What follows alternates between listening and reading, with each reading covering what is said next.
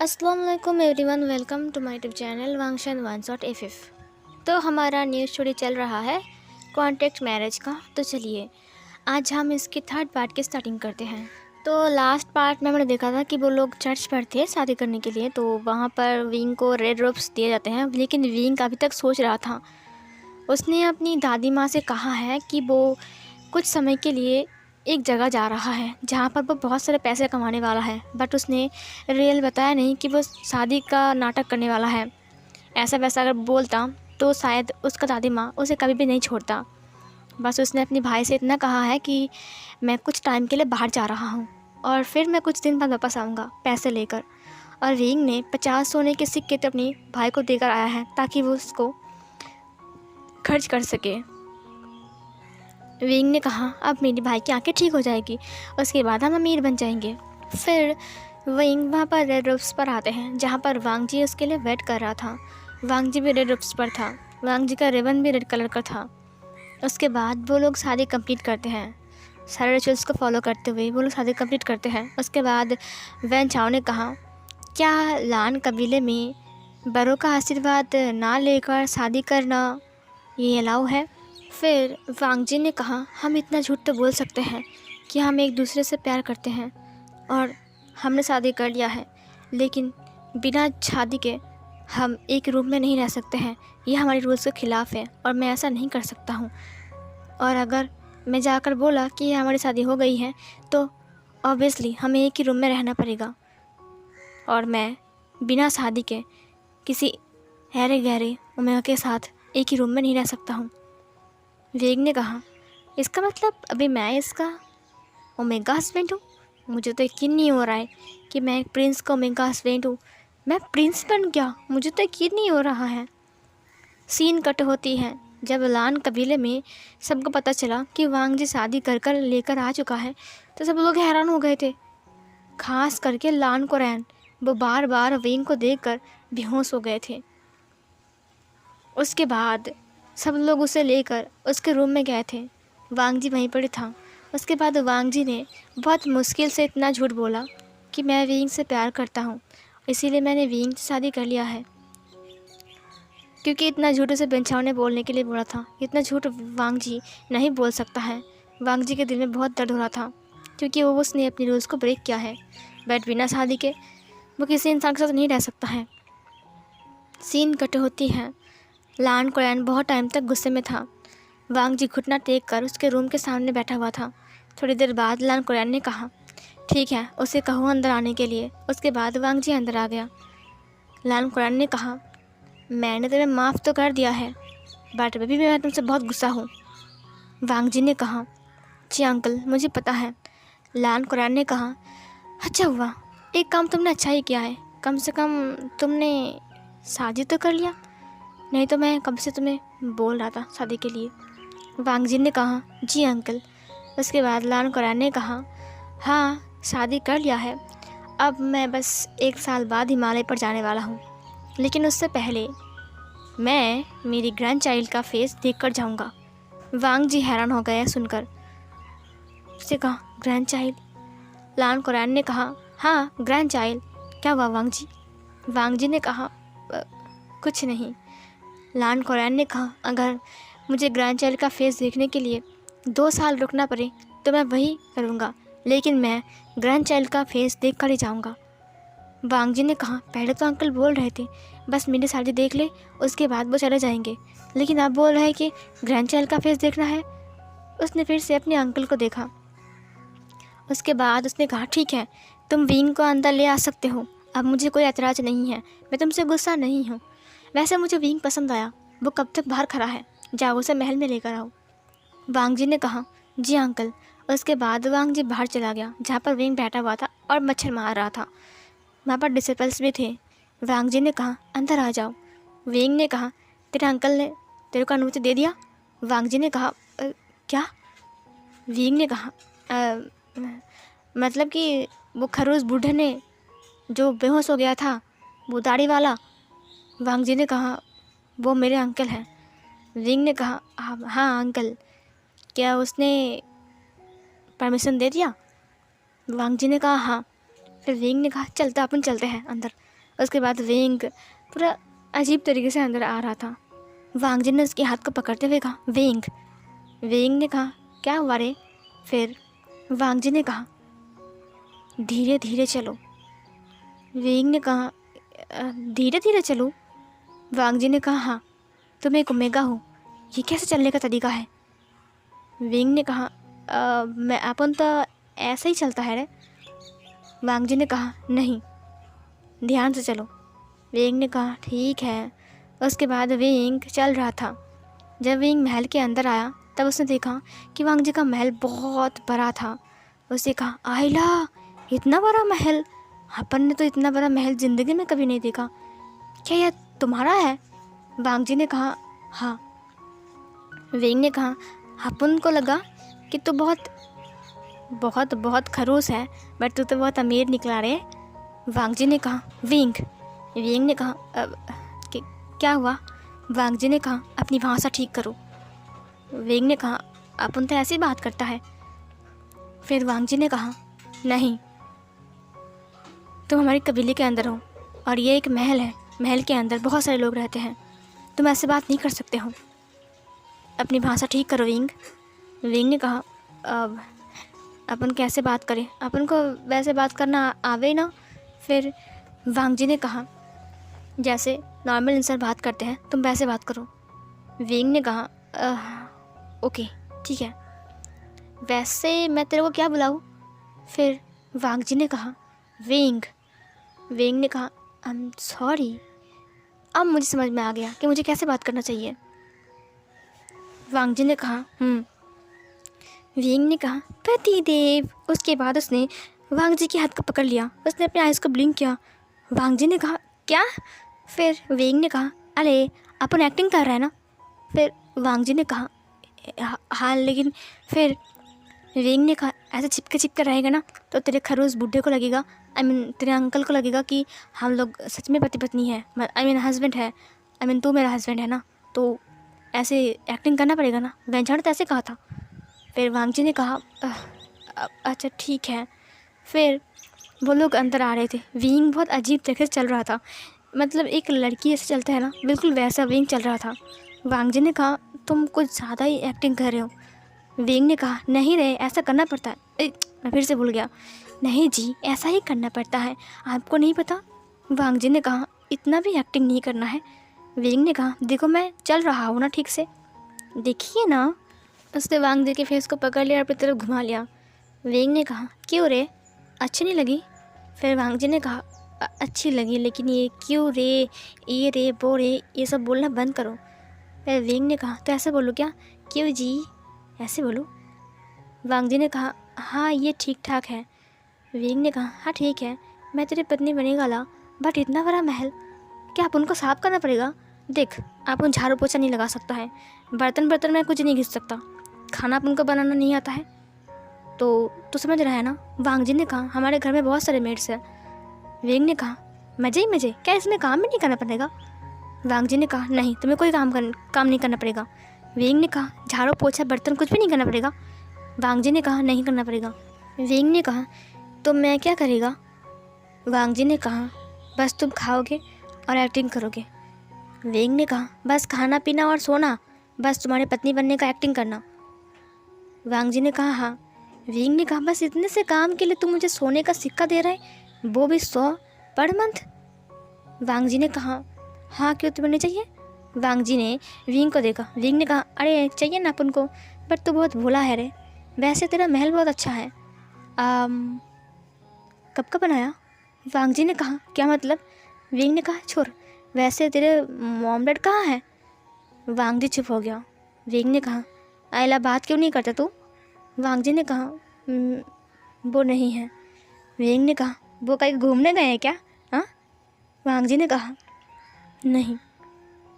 वेंग ने कहा तो फिर वो कहाँ चले गए? क्या वो तुझसे बहुत गुस्सा है? वांग जी ने कहा वो गुजर गए। वेंग चुप हो गया। वेंग ने कहा आयला मुझे माफ़ कर दो, मुझे पता नहीं था कि तेरे माँ बाप नहीं हैं। वांग जी ने कहा कोई बात नहीं। वेंग ने कहा वैसे तो बहुत अमीर है, तेरे पास बहुत पैसा है ना? वांग जी ने कुछ नहीं कहा। विंग ने कहा, तुम बहुत कम बोलते हो। वहाँ पर एक डिसिपल आ गया। विंग रुक गया और वांग जी भी। डिसिपल ने कहा, लान गुरु ने आपको बुलाया है और विंग को भी। फिर हांगवांग जून ने कहा, ठीक है हम जा रहे हैं। उसके बाद वो डिसिपल चला गया ग्रीट करके। फिर विंग ने कहा, अरे बाप रे, तेरा तो बहुत इज्जत है यहाँ पर। मैं तो भूल ही गया, तू तो राजकुमार है ना। वांग जी ने कहा, विंग कितनी बार कहा है ऐसी बात मत करो, अपनी भाषा ठीक करो विंग। विंग ने कहा, मैं तो भूल ही गया, मैं महल में हूँ ना। वैसे देख, मैं तेरा सारा काम करेगा, बस मुझे महीने में तूने जितना बोला है मेरे हाथ में उतना लगेगा, ठीक है?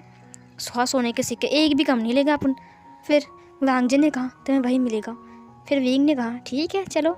उसके बाद वो लोग बात करते करते लान कुरान के सामने, मतलब कमरे के सामने आ गए। फिर वांग जी ने कहा, विंग यहाँ पर मेरे अंकल हैं, प्लीज़ अपना बिहेव ठीक करना। विंग ने कहा, ठीक है। विंग ने अपने बालों को सीधा किया और अपने रूप्स को झाड़ने लगा। उसके बाद वांग जी ने दरवाजे पर नॉक किया। अंकल ने कहा, अंदर आ जाओ। दरवाज़ा खुल गया और वांग जी अंदर आ गया। उसके बाद लान कुरान ने कहा, तुम आ गए, वो कहाँ है? उसने पीछे देखा तो वे विंग लड़खड़ाते हुए और अपनी चालों को चलते हुए, मतलब एक लड़की की तरह चलकर आ रहा था। ये देखकर लान कुरान भी हैरान था। उसने कहा, विंग। उसके बाद विंग अंदर आ गया। विंग ने कहा, नमस्ते अंकल। उसके बाद वांग जी ने विंग को देखा। फिर लान कुरान ने कहा, तुम्हारा नाम विंग है ना? विंग ने कहा, हाँ। फिर लान कुरान ने कहा, वैसे तुम दोनों एक दूसरे से प्यार करते हो, मुझे पता है, कितने साल से?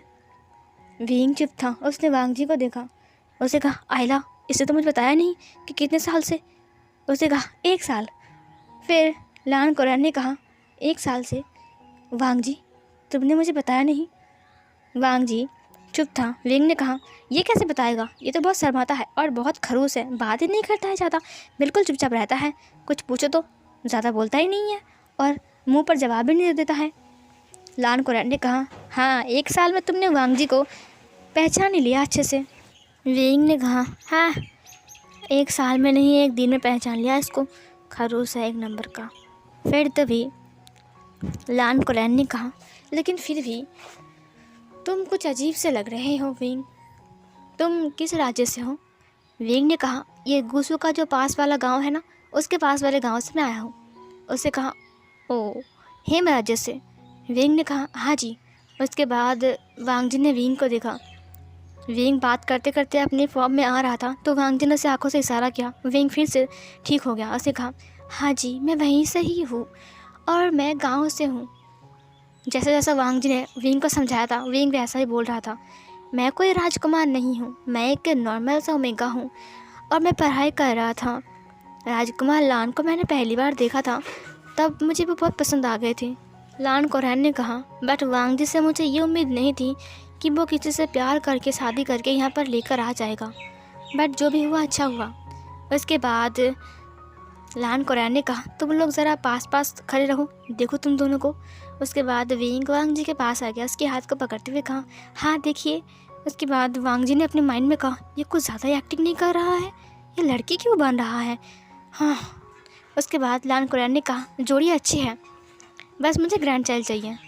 विंग की खांसी हो गई। विंग ने कहा, ग्रैंड चाइल्ड? फिर उसने वांग जी को देखा। वांग जी ने उसे आंखों से इशारा किया और चुप रहने के लिए बोला। विंग चुप हो गया। उसके बाद लान कुरान ने कहा, ठीक है अब तुम दोनों जा सकते हो। फिर विंग ने कहा, जी अजी चलिए ना, अब मैं जाना चाहिए, मैं बहुत थक चुका हूँ। लान कुरान ने कहा, हाँ तुम बहुत थक चुके हो, मुझे पता है, जाओ जाकर आराम करो। वांग जी इसे जिनसी में लेकर जाओ। उसने कहा, जी अंकल। फिर विंग भाग रहा था, तभी वांग जी ने उसके हाथ को पकड़ते हुए उसे घुमा दिया और फिर उसने अंकल को ग्रीट किया। विंग ने वांग जी को देखा और फिर अंकल को, और फिर उसने भी ग्रीट किया। उसने कहा, आइला मैं तो भूल ही गया था। उसके बाद वो ग्रीट करता है और फिर वो पीछे मुड़ता है। उसने कहा, चलो मुझे जाना है। उसके बाद वो लोग बाहर आ गए और फिर विंग ने सांस लेते हुए कहा, हाँ कितना मुश्किल है एक्टिंग करना। वैसे 100 सोने के सिक्के मुझे कब मिलने वाले हैं? वांग जी ने कहा, 1 महीने बाद। वेंग ने कहा 1 महीना होने में कितने दिन बाकी हैं? वांग जी ने कहा 30 दिन। और फिर ये बोलकर वो आगे चला गया। वेंग ने कहा आयला, इसका मतलब मुझे 30 दिन एक्टिंग करना पड़ेगा। हाँ। और फिर उसने कहा मेरे लिए रुको खरगोश। और फिर वो भी उसके पीछे चला गया। जिंगसी में आने के बाद वेंग ने वांग जी का कमरा देखा। उसने कहा हायला, इतना बड़ा कमरा, तुम्हारा कमरा इतना बड़ा है? वांग जी ने कहा ये मेरा ही कमरा है। फिर वेंग ने कहा वैसे क्या अपन वहीं पर रहने वाले हैं? वांग जी ने कहा वेंग ने कहा आयला, मुझे तो यकीन नहीं हो रहा है अपन इतने बड़े कमरे में रहेंगे। ये बिस्तर कितना बड़ा है, कितना सॉफ्ट है। वो बैठ गया। वेंग ने उसको कूदते हुए देखा। उसने कहा आयला, बहुत मज़ा आ रहा है, क्या मैं यहाँ पर सो सकता हूँ? वांग जी ने कहा तुम कहीं पर भी सो सकते हो। फिर वांग जी बैठ गया। वेंग ने कहा वैसे अपन की शादी तो हो गई, बट अपन दोनों करने क्या वाले हैं? वांग जी ने कहा क्या मतलब है तुम्हारा? उसके बाद वो खड़ा हो गया। वेंग ने कहा अपन का मतलब ये है कि तूने अपन से शादी तो कर लिया, क्या तो अपन को टच भी नहीं करेगा? वांग जी ने कहा तुम्हें छूने का शक मुझे नहीं है, कोई शौक भी नहीं है मुझे। फिर वेंग ने कहा हायला, तू तो बहुत शरीफ रह रहे। वैसे तुम्हें एक बात बताऊं? वांग जी ने कहा पहले तुम्हें अच्छे से ढंग से बात करना सीखना पड़ेगा। तुम ऐसे कैसे बात कर सकते हो? एक अच्छे इंसान ऐसे बात नहीं करते हैं वेंग। वेंग ने कहा हाँ मुझे पता है कि मैं ऐसे बात करता हूँ। पता है ना, वो मेरे दोस्त लोग रहते हैं ना, वो बहुत कमीने होते हैं। पता है, उन्होंने मुझे ऐसे बात करने का तरीका समझा दिया। क्या ही बताओ तुम्हें। इधर वांग जी ने कहा बट तुम्हें बात करने का ढंग सीखना पड़ेगा, समझे वेंग? हम यहाँ पर रहते हैं और यहाँ पर कोई ऐसे बात नहीं करता है, तुम समझ रहे हो ना? वेंग ने कहा देख, तेरे 100 सिक्के के लिए मैं कुछ भी कर सकता हूँ। तू कहेंगे तो तेरा भाषा भी सीख लूँगा, अच्छे से चलना भी सीख लूँगा, तेरे से अच्छे से बात करूँगा भी, और तेरी पत्नी बनकर रहूँगा। आई मीन उमेर का हस्बैंड बनकर रहूँगा। और ऊपर से तेरे गंदे गंदे कपड़े भी धोएगा, तेरे बर्तन भी धोएगा, तेरे लिए खाना भी बनाएगा। इतना सब करने की कोई ज़रूरत नहीं है, बस तुम थोड़ा डिसिप्लिन को मेंटेन करो और अपनी ये जो भाषा है ना, इसे चेंज करो। वेंग ने कहा ठीक है रे, अपन बदल देगा। वांग जी ने वेंग को देखा। वेंग ने कहा नहीं नहीं, मैं बिल्कुल सुधर जाऊंगा, बिल्कुल मैं बहुत ज़्यादा अच्छा इंसान बन जाऊंगा। वैसे आज मैं बहुत थक चुका हूँ और मुझे भूख भी लगी है। आयला, मेरे पेट से गुरगुर आवाज़ भी आ रही है। वांग जी ने कहा मैं तुम्हारे लिए अभी खाना मंगाता हूँ। वेंग ने कहा हाँ रे, तुम बहुत अच्छे हो। वैसे मैं तुम्हें क्या बुलाऊँ, पति बुलाऊँ या फिर? वांग जी ने कहा तुम मुझे वांग जी बुला सकते हो। वेंग ने कहा पति को नाम से बुलाना ये अच्छी बात नहीं है ना, मेरी दादी बोलते हैं। वेंग ने कहा तो मैं तुम्हें क्या बुलाऊँ? वांग जी ने कहा तुम मुझे वांग जी बुला सकते हो। वेंग ने कहा ना ना, फिर बाद में तुम्हारा वो खड़ूस बुढ़ा अंकल बोलेगा कि तुम अपने पति को नाम से क्यों बुलाते हो, तब मैं क्या करूं, बोलो? वांग जी ने कहा पति को नाम से नहीं बुला सकते हैं। फिर वेंग ने कहा नहीं, तुम्हें जो लोग सब बुलाते हैं ना जिस नाम से, उस नाम से मैं तुम्हें पुकार नहीं सकता हूँ। फिर वांग जी ने कहा अंकल कुछ नहीं कहेंगे, तुम मुझे वैसे ही बुलाना। वेंग ने कहा ठीक है। थोड़ी देर बाद वहाँ पर एक डिसिपल आता है जिसके हाथ पर खाना था। अब वो टेबल के ऊपर रख दिया। वेंग ने कहा खाना आ गया, पहले मुझे बहुत भूख लगी थी। उसके बाद वो बैठ गया। जब उसने खाने को देखा तब वो शौक, क्या घास फूस? उसने वांग जी को देखा। उसने कहा ए, अपन कोई बकरी नहीं है जो घास फूस खाएगा, मैं ये सब खाना नहीं खाता। मुझे स्पाइसी फूड चाहिए, चिकन सूप चाहिए, मोमोज, या फिर तुम मेरे लिए स्पाइसी नूडल्स बना सकते हो या फिर चिकन। वांग जी वेंग को देखते हुए कहा तुम्हें यहाँ पर ही मिलेगा।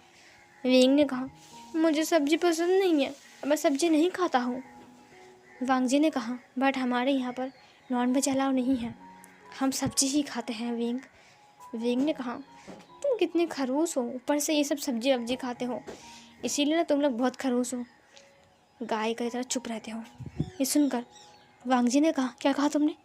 वेंग ने कहा, नहीं कुछ नहीं कहा। हाँ मैं यही खा लेता हूँ, मुझे बहुत भूख लगी है। वांग जी ने कहा, अगर तुमने नहीं खाया तो तुम्हें खाना नहीं मिलेगा, क्योंकि यहाँ पर नॉनवेज नहीं बनती है। वेंग ने कहा, ठीक है खरूस। उसके बाद वेंग बहुत मुश्किल से खाना खा लेता है। उसके बाद वेंग सोने के लिए आ गया। वेंग ने कहा, देखो दान वांग जी, मैं सो रहा हूँ, अब मैं अच्छे से बात भी कर रहा हूँ। सो अपन को एक दिक्कत है, मतलब सोते वक्त ना अपन को कोई डिस्टर्ब नहीं करना चाहिए, तुम समझ रहे हो ना? वांग जी ने कुछ नहीं कहा, वो चुप रहा, वो मेडिटेशन कर रहा था। वेंग ने कहा, हाँ बहुत नींद आ रही है, मैं सोने जा रहा हूँ, गुड नाइट, शुभ रात्रि, ये बोलकर बस सो गया। वेंग सो ही रहा था, तभी किसी ने वेंग को उठाते हुए कहा, वेंग उठो,